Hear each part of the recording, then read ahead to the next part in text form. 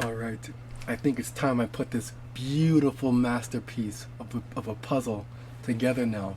I feel I've collected the individual pieces of that art. I can put it together now to make one big picture. Let's demystify what we have going on here between China and Ripple and have them together in one holy matrimony. Making major moves. We going all in. Like we got nothing to lose. We making moves. We making major moves. We making moves. We making major moves. We making moves. Making major moves. Warning, I'm not a financial advisor. Don't blame me or any other random person that gives you some money tips for any of your financial decisions. I provide information based on research that may guide you to taking a deeper look at a particular company.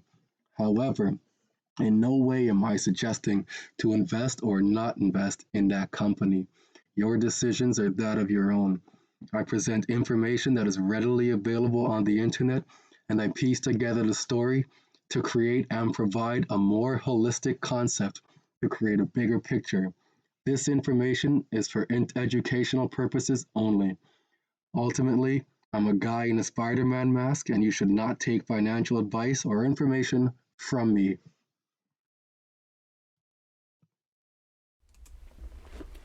Welcome back to my channel, everybody. I'm Mr. Man, and I want to take a second to appreciate you all who join me for these sessions that we have here, a chance to parlay, allow me to spew out what I had soaked in for the day and the days leading up to where we are right now. I appreciate every single one of you guys and gals and whatever you consider yourself to be for joining me for these sessions here. They're not long, 20 minutes max usually, if that.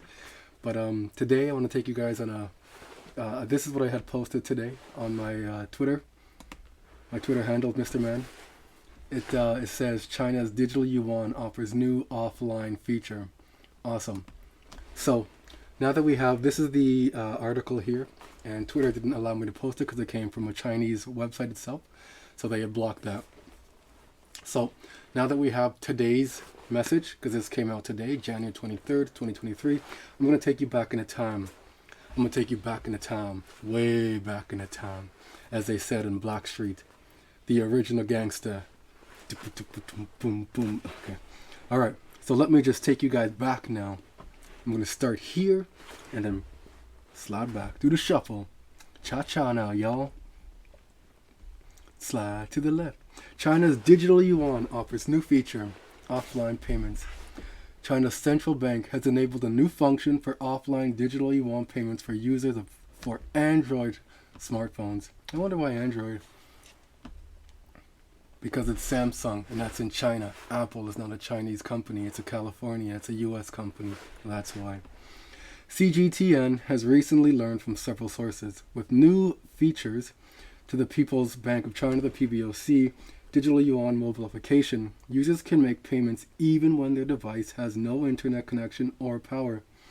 With the central bank, the CBDC, it is understood that the feature uses near-field communication, or NFC. I don't know why it says NFC. Near-field communication is NFC technology. Near-field or NFC. It's the same thing. The digital yuan app aims to provide convenience of cash by offering the option for offline payments, even though it may be infrequently used. Tsai Mohan, a Beijing branch digital yuan team member from the Industrial and Commercial Bank of China, told CGTN. Alright, so here, I'm going to show you guys how lies can be told through media from the exact same company. Alright, Tencent, $2 billion invested in Ripple, XRP, real or speculation. Notice the date. Oops. Notice the date. March 19th, 2018. Scroll down here. Until you see for yourself, don't jump into believing everything you hear or read. Agree? You better. Now, the news that hit the internet about Chinese digital giant Tencent investing in Ripple seems to be all but speculation. Sources from Tencent reveal that at least as of now, there isn't any kind of plan. There's no plan to invest in Ripple. According to an official response from Tencent, the news spreading all over is not true. Let's jump forward a month. A month later, maybe even like 2 or 3 weeks. April 5th, 2018, Asia conglomerate Tencent set to inject huge sums in Ripple. Wow, how interesting. The same company, and they had said Tencent had absolutely no plans. So in a matter of 3 to 3 weeks or so, they were like, yep, send that contract down here. We got this. Biatch! Alright, let's just see what else they're telling us here. Tencent Holding Limited is one of Asia's largest and most high worth companies, which have been on a trajectory of constant growth and evolution. Tencent Holdings was founded in 1998, and the current market valuation of the company stands at 580 billion.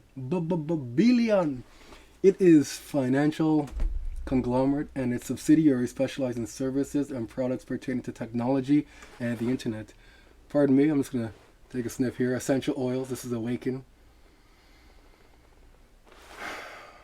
Still going through a hard time, mentally speaking, in regards to my dog's passing. Some essential oils definitely help relax me, help calm me down, help me keep on my track, my frame.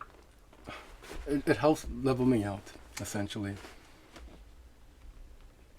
They also specialize in AI and other technology-based services in mainland China and in various areas throughout the world. In fact, Tencent has emerged as the first Asian company to have crossed $500 billion valuation. Recently, it has declared that it is set to invest $2 billion into Ripple. So this must have all been lies, huh? Seems like. They had $2 billion specifically, and they're like, nope, don't believe it, it's lies. 3 weeks later, yeah, by the way, we were joking what we said back then. We were joking when we said we were joking. It was all real. Ha! We got the joke. Why didn't you? Anyways, 2018 passes. And what happens? April, literally a year later, Ripple and Alipay, a Chinese payment giant worth 150 billion, alliance on the cards. So now, in China, you have Tencent, worth 580 billion. I think that's what the number said. Now you have Alipay worth 150 billion. So the two largest entities within China partnering with Ripple. Right? Partnering with Ripple. This could be a relationship brewing between Ripple and Alipay, the Chinese payment giant, that is reportedly worth 150. Alright?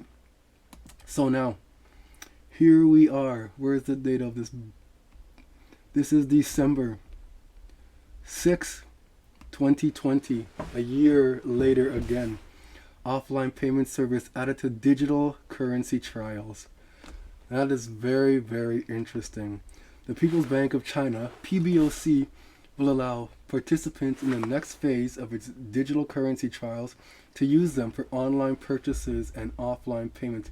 So I find it interesting that people have a hard time making a connection with Ripple in China. PBOC is not using it. The Central Bank of China is not using Ripple.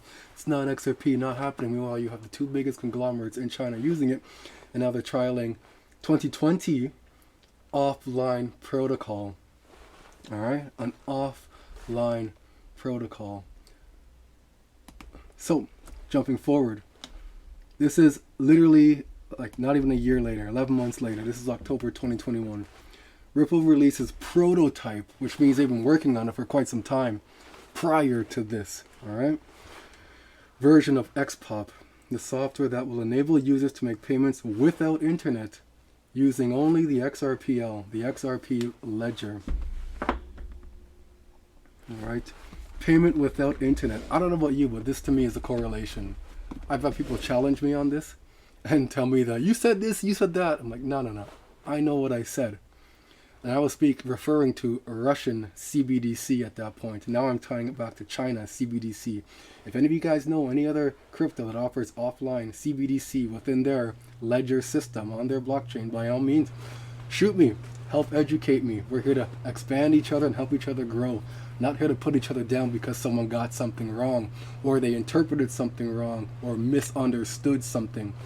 I'm not here to put out false information. I expect that if any one of you guys recognize that I had stated something wrong, by all means, put it down below, correct me.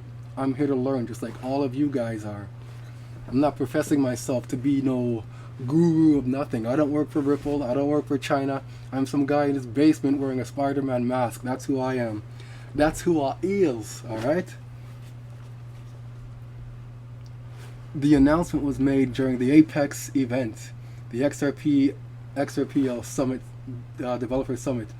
In the presentation, the speaker initially highlighted the problem xPoP is designed to solve is that if a user wants to make a payment online via XRPL and he/she does not have an internet connection, the machine would not be able to verify it without internet. To solve the issue, XRPL introduced the concept proof of payment. Not a complete transaction, it's proof of payment. You have the proof of payment, you have the initial transaction to, boom, I purchased this. Then you have the behind the scenes mechanism of what else happens, and it gets on the other side for settlement at that point.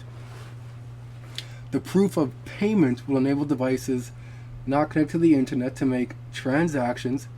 Transactions will be made through using animated QR codes. The representee stated that the reason for they are using animated QR codes is that the cameras are cheap. Cameras require no licenses, no screens, or HD. Alright, where is this?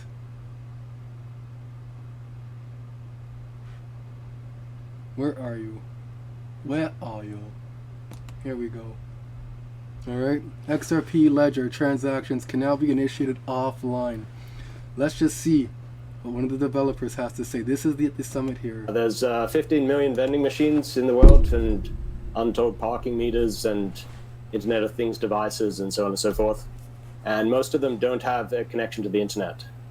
So wouldn't it be really nice if we could pay for something via the XRP ledger and then prove that we paid for it to an offline device?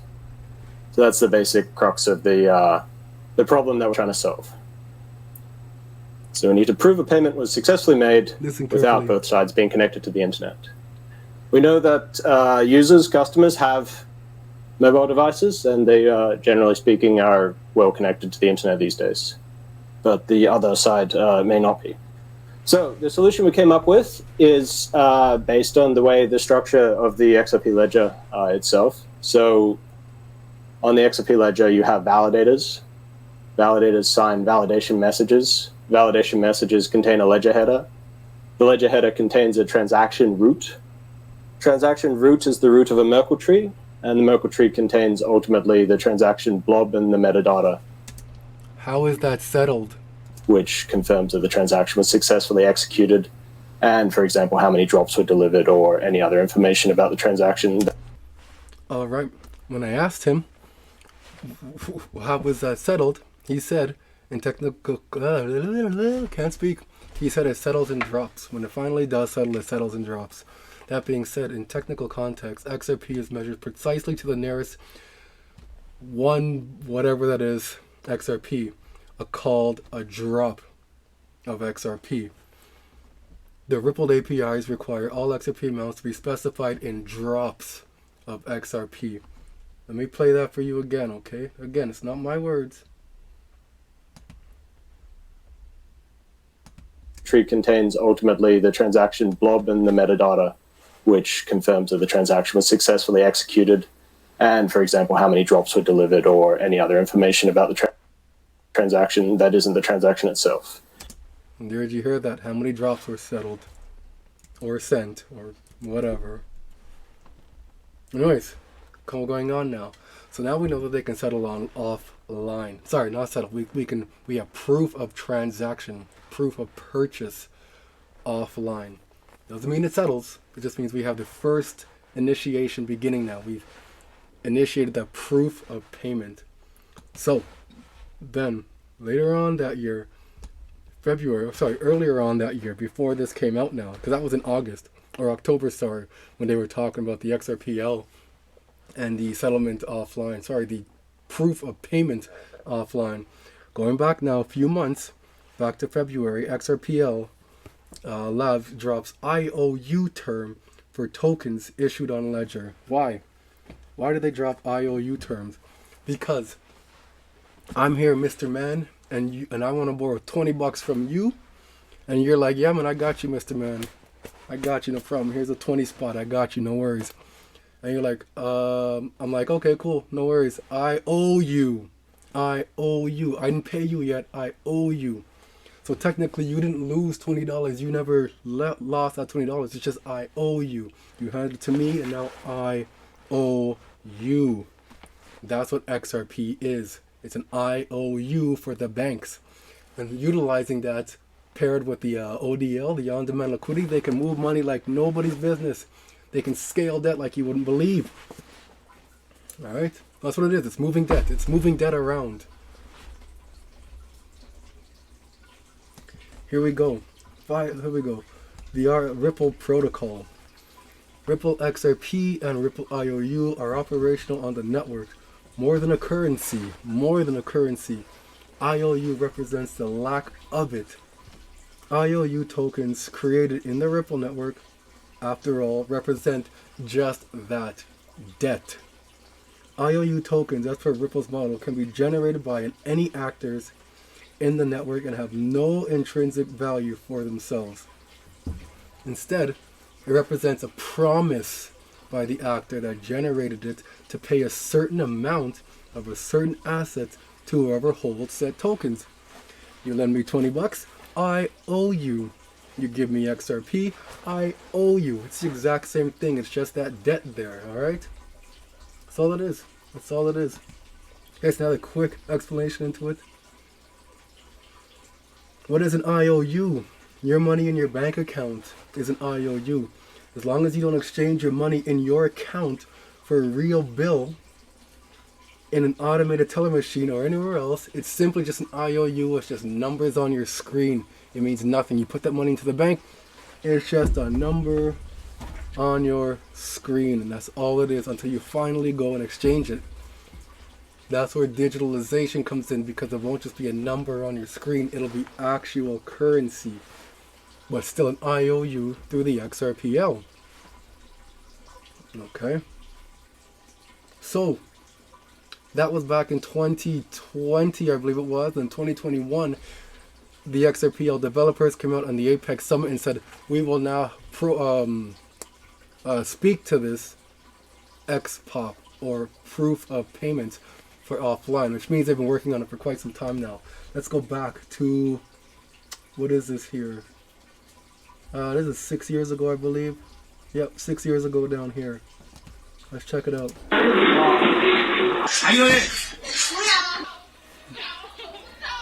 You may call them crazy red envelope Chinese. tradition becomes battleground. The red envelope frenzy appeared 3 years ago. It was a time when the long tradition Lucky Money became virtual and went viral. If we look back at the official figures, you will be surprised. During the Chinese New Year in 2014, more than 8 million users got into the red envelope grabbing spree for the first time. By the way, that trickling you hear in the back, I have a vertical tower garden.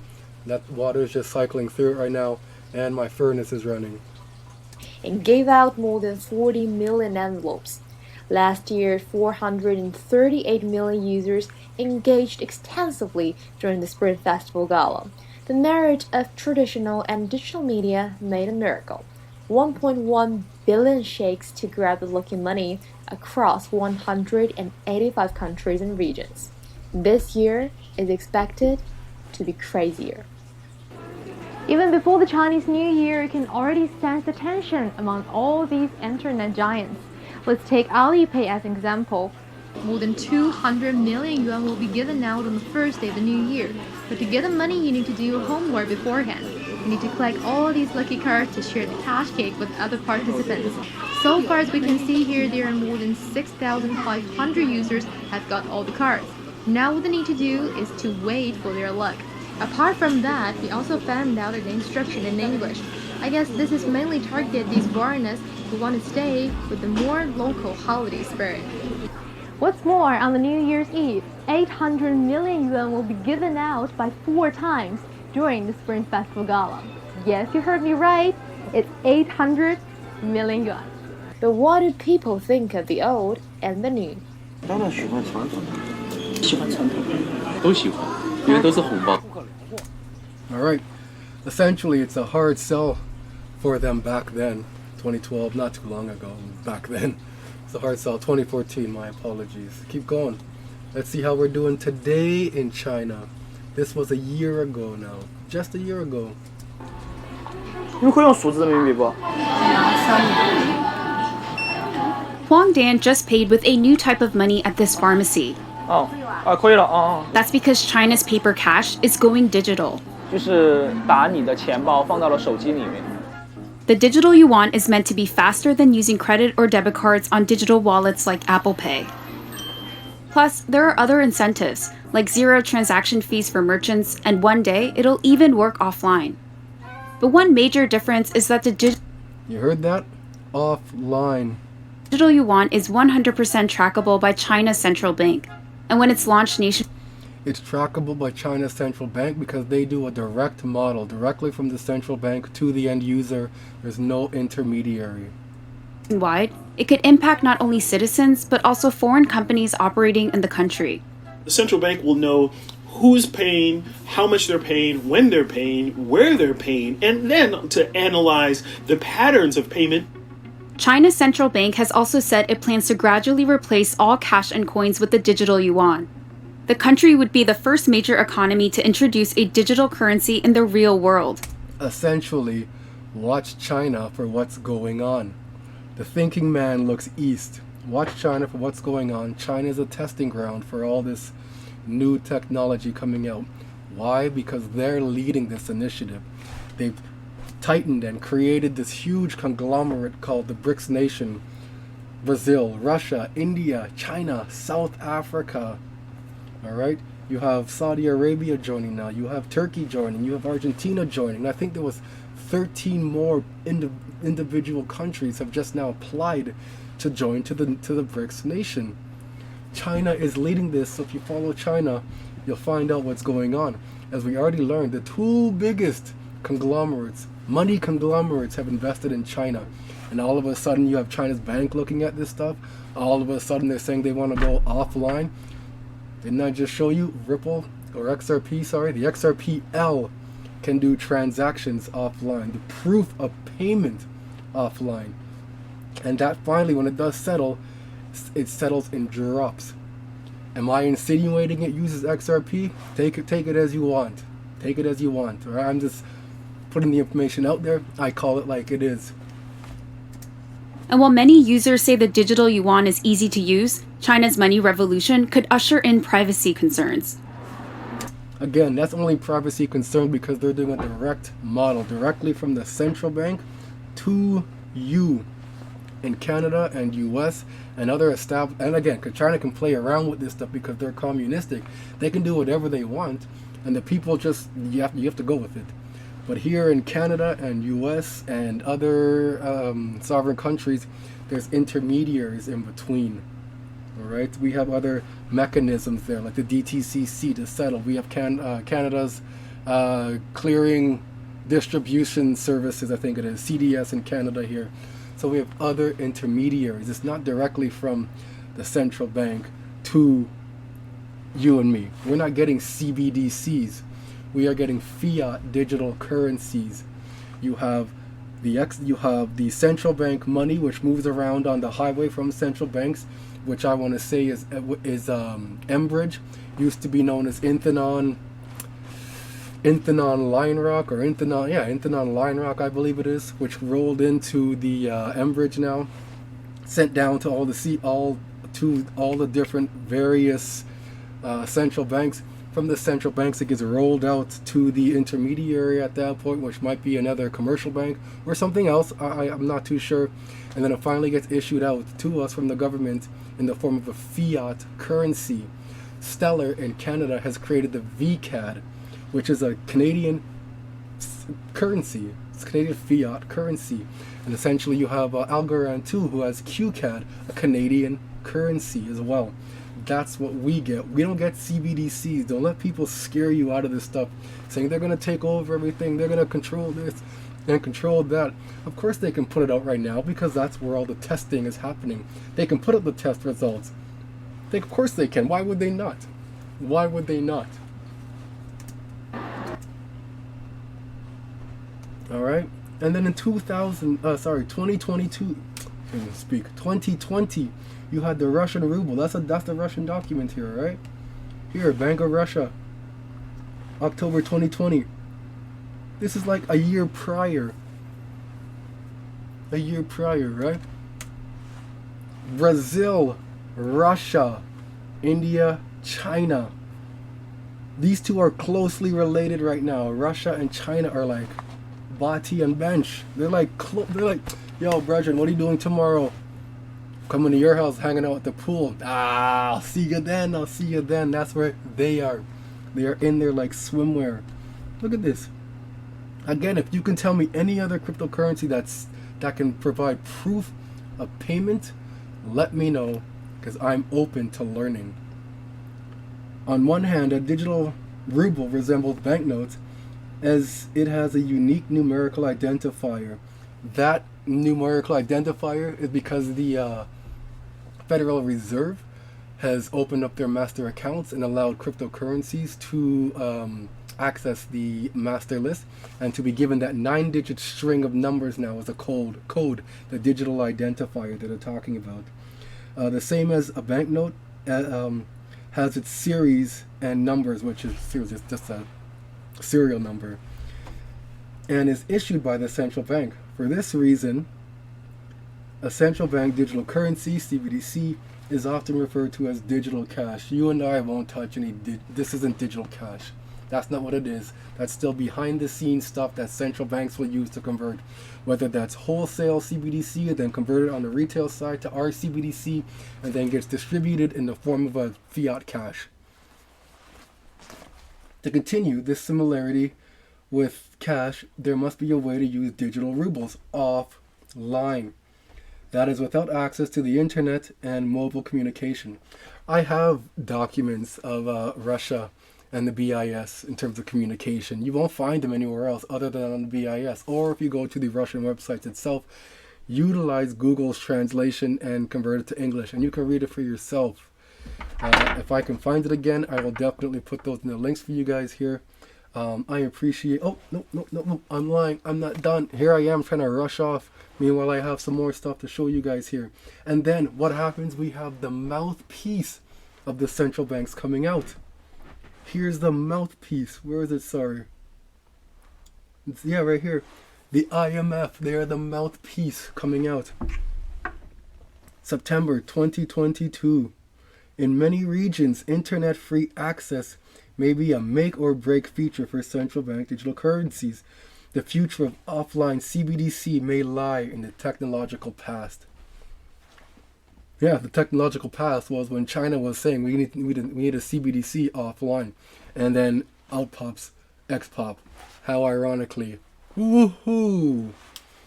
IMF is the mouthpiece for these individuals, these central banks. That's what they are. They're the people who go to the press and say, this is what we're doing. How do the central banks tell each other? They use the central bank. What's it called? They use the central banking, articles here.